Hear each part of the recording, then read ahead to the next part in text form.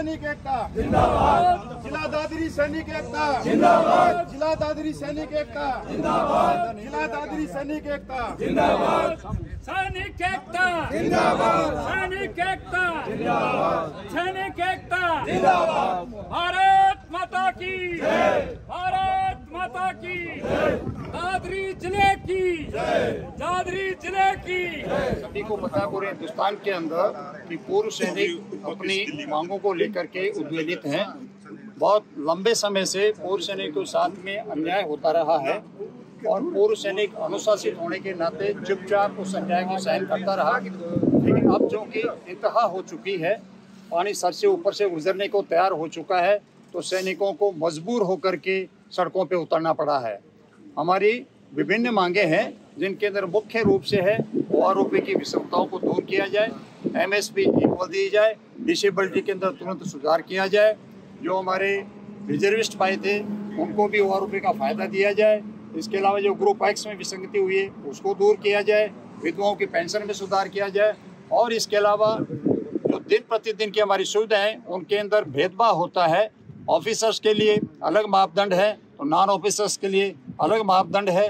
तो इन सब समस्याओं की वजह से हमारे साथियों को आंदोलित होना पड़ा है और आज हम लोग हमारी मांगों के लिए अग्रसर होकर के सरकार से गुहार लगा रहे हैं। 20 फरवरी से हमारा दिल्ली जंतर मंतर पे लगातार अनिश्चितकालीन सांकेतिक धरना चल रहा है और हमने 3 अप्रैल, 30 अप्रैल, 30 मई को विभिन्न माध्यमों से माननीय राष्ट्रपति महोदया, प्रधानमंत्री जी, रक्षा मंत्री जी को हमारी मांगों को समाधान के लिए ज्ञापन भेजे हैं।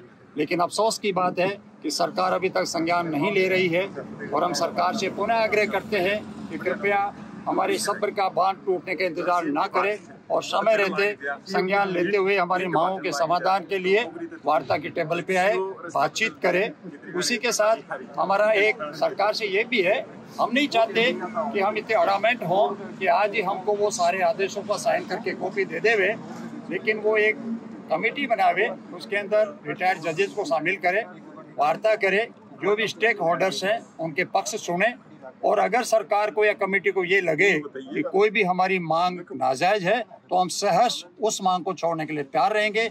लेकिन जो हमारी जायज मांगे हैं वो बाकायदा हम साइंटिफिकली एनालिसिस करके गवर्नमेंट को समझाएंगे हर हालत के अंदर कि हमारे साथ में अन्याय हुआ है। तो जितने भी उचित मांगे हमारी है उनका तत्काल समाधान करके और इस आंदोलन को समाप्त कराया जाए, जिससे राष्ट्र के अंदर एक अच्छा संदेश जाए कि पूर्व सैनिक जो राष्ट्र की रक्षाओं के लिए मरने मिटने के लिए तैयार रहते थे और रिटायरमेंट के बाद में भी देश के खातिर हर कुर्बानी देने के लिए तैयार हैं, वो हमेशा के लिए इसी भावना को आगे भी जागृत करें और युवा पीढ़ी भी इस भावना को बनाए रखे और सेना की छवि हमेशा हमेशा के लिए कायम रहे। आज इस क्षेत्र में हम लोगों का आने का विशेष प्रयोजन ये था जिसके अंदर हमारा पूरा टीम यहाँ पे सेंट्रल कमेटी और साबका सैनिक कमेटी के हमारे अध्यक्ष महोदय, हमारे सीनियर साथी माननीय प्रगट सिंह साहब भी पधारे हुए हैं। पंजाब से, हरियाणा से, दिल्ली से, राजस्थान से, सब जगह से आए हुए हैं। इस आंदोलन की कड़ी के अंदर ही हमारे एक साथी थे, उनके एक बच्चे का असामयिक निधन हो गया था। परिवार को हम सांत्वना देने के लिए आए थे क्योंकि ये हमारा एक बहुत बड़ा परिवार है। व्यक्तिगत परिवार छोटा सा होता है लेकिन हमारा तो 28-30 लाख लोगों का परिवार है। दूसरा एक हमारा ही योद्धा इस संघर्ष के अंदर जो शामिल थे, वारंट ऑफिसर सुरेंद्र श्रीवास साहब, वो यहाँ से आंदोलन के रवाना होने वाले थे। अचानक हृदय गति रुक जाने से उनका निधन हुआ। उनके घर पे जाके परिवार को हम सांत्वना देकर के आए हैं। तीसरा एक बहुत बड़ा हमारा युवा साथी जो संघर्षशील योद्धा है हमारे इस आंदोलन का, 27 मई को यहीं इसी चरखी दादरी की वीर धरा से एक बाइक रैली आंदोलन के समर्थन पे जंतर मंतर पर गई थी और वापसी के अंदर हमारा एक योद्धा नफे सिंह जो किसी अंधेरे के कारण दुर्घटनाग्रस्त हो गया, उसके घुटने में और हाथ में चोट लगी है, 2-3 उसके ऑपरेशन हुए हैं। तो उसको भी हम लोग जो है एक संबल देने के लिए और उसके परिवार को ये एहसास कराने के लिए कि नफे सिंह जिस आंदोलन के लिए निकला था वो एक व्यक्ति का, परिवार का नहीं था, वो लाखों पूर्व सैनिक परिवारों का था और वो लाखों पूर्व सैनिक परिवार उसके साथ में खड़े हुए हैं। तो आज हम वहाँ जाके परिवार में जा करके उसको भी ढांढस बधा करके आए। बार बार ये कहा जाता है कि लोकसभा चुनाव में देख लेंगे, तो क्या निर्णय लिया जा सकता है? देखिए साहब, पूर्व सैनिक हमेशा से ही राष्ट्र के पक्ष में खड़े रहे हैं। नहीं, हमने आज तक कोई ये बुलंद आवाज़ करी कि हम एक राजनीतिक पार्टी बना लेंगे, इसको पछाड़ देंगे, इसको उखाड़ देंगे। हम अनुशासित वर्ग से संबंधित रहे हैं। अभी तक हम इस स्टेज तक नहीं पहुंचे कि हमें ऐसे कोई काल देनी पड़े। लेकिन साहब, आंदोलन के परिणाम क्या होते हैं अगर उनकी सुनवाई नहीं होती है? कई बार आंदोलन उग्र रूप भी धारण कर लेते हैं, कई बार इस प्रकार की मांग भी पकड़ ली जाती है जिस प्रकार का आप इशारा कर रहे हैं।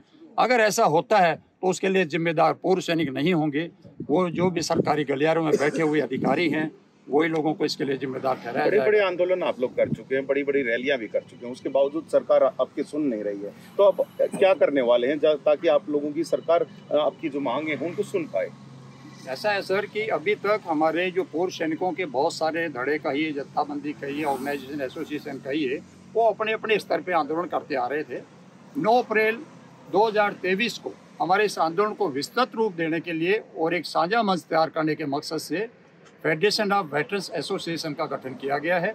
आज हमारे पास में 100 से ज़्यादा संगठन पूर्व सैनिकों के जो पूरे हिंदुस्तान के कोने कोने में कार्य कर रहे हैं वो इस मंच के नीचे आ चुके हैं, और उन संगठनों से जुड़े हुए कई लाखों पूर्व सैनिक इसके साथ जुड़ करके एक हमारी ताकत को एक बहुत बड़ा बल मिल चुका है।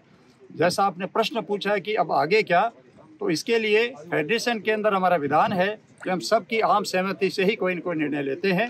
अभी 3 तारीख को हमारा मीटिंग हुआ था काउंसिल का, और उसमें निर्णय लिया गया था कि जो भी साथी हमारे साथ जुड़े हुए हैं उनके सबके विचार मांगे जाएं, सुझाव मांगे जाएं, और जल्दी ही 2 या 4 दिन के अंदर हम कंसोलिडेट करके जो भी आम सहमति बनेगी उस प्रकार की काल अगले अभियान के लिए जल्दी देंगे। क्या चरखी दादरी में भी सबकी जो बातें हैं वो लेकर के जाएंगे, उनके जो भी चीजें? डेफिनेटली, क्योंकि चरखी दादरी में नहीं, कल रेवाड़ी के अंदर हमारे बहुत सारे पूर्व सैनिकों ने इकट्ठा होकर के और हमारे इस आंदोलन में साझेदारी करी है, और जहाँ जहाँ पे भी जा रहे हैं सब जगह बहुत तगड़ा समर्थन मिल रहा है। और उन सभी से हम न केवल व्यक्तिगत संपर्क करके बल्कि दूसरे माध्यम से भी इस चीज़ के लिए सुझाव मांगे हुए हैं, और जल्दी हम इसके लिए निर्णय पर पहुँचेंगे।